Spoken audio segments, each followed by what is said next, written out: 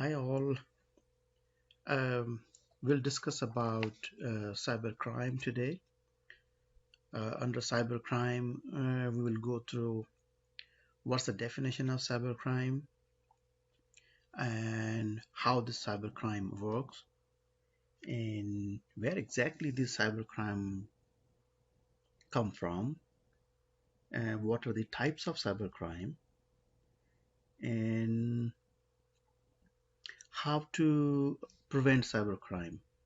So by understanding basic ideas, I think we should be able to understand what kind of steps to we can use to resist cyber crimes. So cybercrime is any criminal activity that involves a computer, a network device, or a network. While most cyber crimes are carried out in order to generate profit for the cyber criminals, or some cyber crimes are carried out against computers or devices directly to damage or disable them. Um, while others use computers or network to spread malwares, illegal information, images, or other materials. A primary impact from cybercrime is financial. And cybercrime can include many different types of profit-driven criminal activities like ransomware attacks or email and internet frauds or identity theft. Um, if we're talking more about the cybercrime definition, so in our country here, the US Department of Justice divides cybercrime into three categories: crime in which computing device is the target. So, for example, to gain network access, and crimes in which computer is used as a weapon, for example, to launch a denial of service attack, and crime in which computer is used um, as an accessory to crime, like using a computer to store illegally obtained data. So, the question arises how cybercrime works. Cybercriminals use a number of attacks vector to carry out their cyber attacks and are constantly seeking new methods and techniques for achieving their goals while avoiding detection and arrest.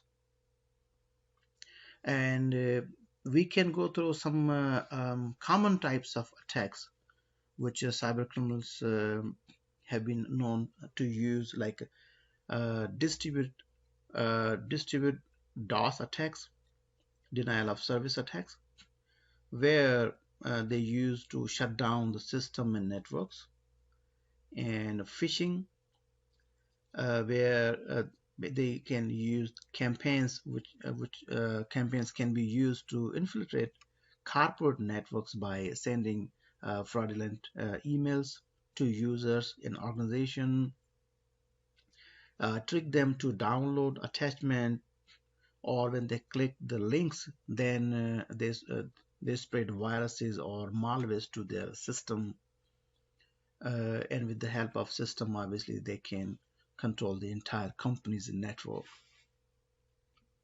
Um, Cyber criminals may also attempt to hijack a website to change or delete content, or to access or modify database without authorization.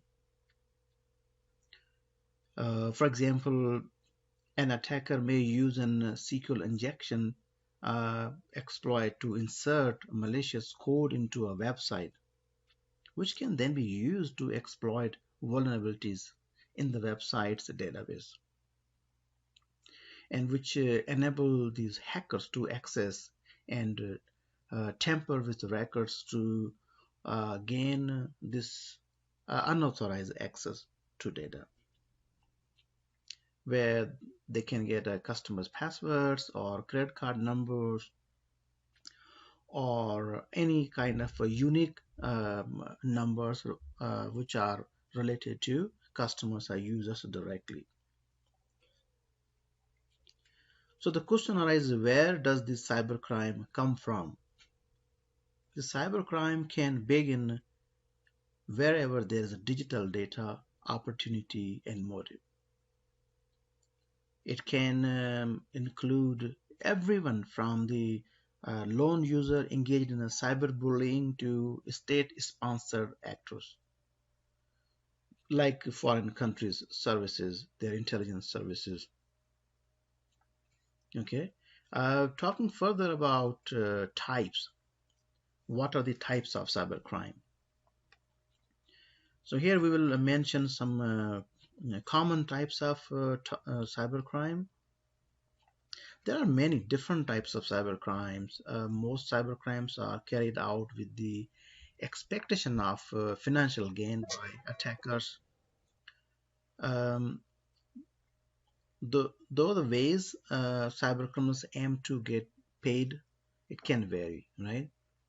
Um, so they can under the types there can be the identity theft, which occurs when an attacker accesses a computer to gain a user's personal information that they can use to steal the personal identity or access banks or other accounts. Ransomware, which is a form of cyber extortion, in which the victim device is infected with malware that prevents the owner from using the device or the data stored on it. I just used the word cyber extortion. Do you know what cyber extortion is? It is a crime involving an attack or threat of attack coupled with a demand for money to stop the attack. So ransomware is a kind of form of cyber extortion. And then cyber espionage, it occurs when cyber criminals hacks into a system or network to gain access to confidential information held by a government or other organization. And their impacts can be really bad if you talk about impacts of cybercrime to business. The research shows that in 2014, yes, there was a big impact, and in money, they calculated like it was $45 billion. And guess what? From 45 right now, this is 2000, end of 2018, when they found out, they figured out by using McAfee. We use McAfee antivirus, right? They released the report on economic impact of cybercrime, and they estimated like um, which was about $600 billion, which is quite a big amount. Why these financial losses due to cybercrime can be significant. Business can also suffer other disastrous consequences as a result of criminal cyber attacks, where they can damage, the investors' perception after a security breach. Um, they can lose the trust. They can lose sensitive customer data, and obviously when they lose the trust, so they can damage brand identity and loss of reputation.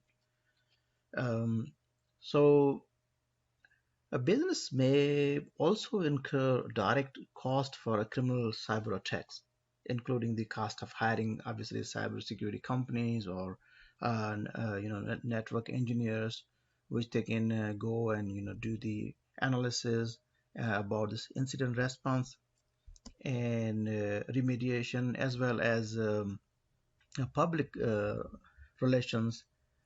Sorry, obviously it's going to harm the business somehow.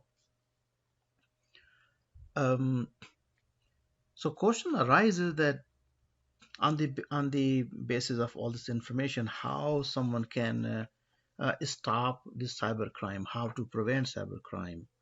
There are lots of steps which we can implement to become a proactive to avoid this kind of activities or hacks. We can develop a clear policy and procedure for the business and employees. We can outline the security measures that are in place about how to protect system and corporate data. We can use two-factor authentication.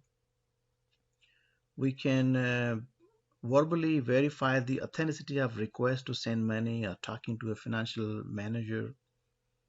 We can use intrusion detection system. We'll talk about this IDS system in our coming slides as well.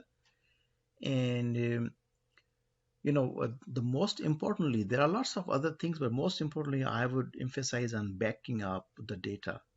So when you back up data and information regularly to reduce the damage, so in case of like a ransomware attack or some kind of data breach happens.